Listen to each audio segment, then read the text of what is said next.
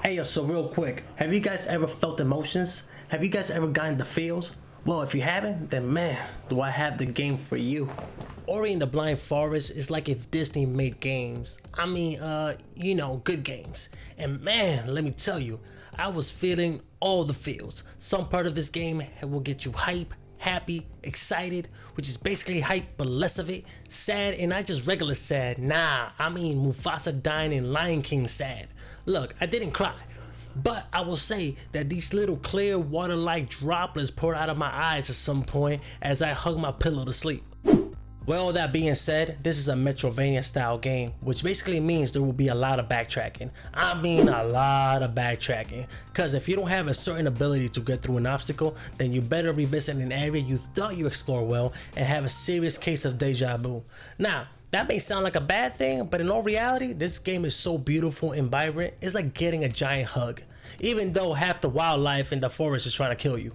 So you play as Ori, this little white guardian spirit who excels at parkour and does the Naruto run everywhere he goes. He is accompanied by his homie / Triggerman Sign, who is basically a gangsta version of Navi. Hey, listen! Together they must bring life back to the spirit tree Nibel. Or Nibel? Nibble? And look, y'all know I'm ESL, not the point, but since this is a Disney movie-like game, it doesn't have to make sense. Just know that everything cute must die for maximum childhood trauma before everything becomes happy again. Nibel also narrates the story, but I'm gonna be honest, the game does an amazing job at telling you the story through the background's atmosphere and the character emotions. It's honestly very touching.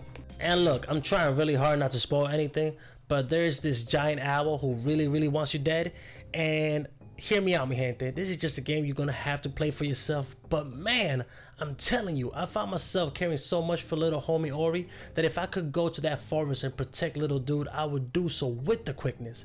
And I would throw all the hands with that punk ass owl. Nah, but for real though, all jokes aside, this game for me was so close to perfection.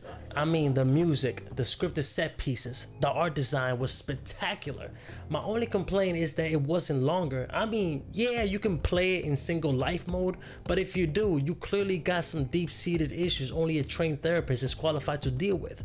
But all in all, I give this game a 9.5 out of 10. So if you have a gaming PC, a Nintendo Switch, or an Xbox One that is most likely collecting dust somewhere in your house, I highly recommend that you cop this, especially before the sequel drops. But if you have played this, let me know your thoughts in the comments below. Also, don't forget to hit me up on Instagram, Twitter, all the social medias, link in the description below. And make sure you like the video if you enjoyed it and subscribe for more content like this. Sabe? No,